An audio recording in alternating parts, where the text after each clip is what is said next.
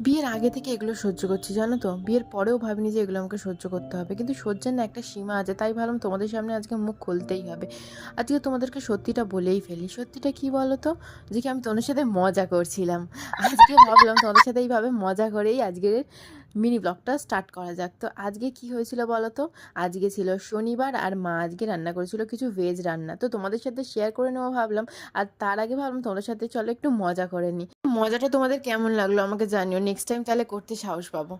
আর চলো তোমাদের ভেজে কী কী মা রান্না করেছিল সেগুলো দেখাই। প্রথমে ছিল শাক ভাজা, শাক ভাজা দিয়েই পুরো খাওয়া হয়ে যাবে। এত সুন্দর শাক ভাজা, আসলে মায়ের ভেজ রান্না এতটাই ভালো হয়।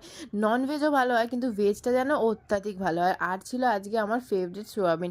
সোয়াবিন কিন্তু আমার ফেভারিট নয়, কিন্তু মায়ের হাতের এই সোয়াবিনটা সত্যি ফেভারিট।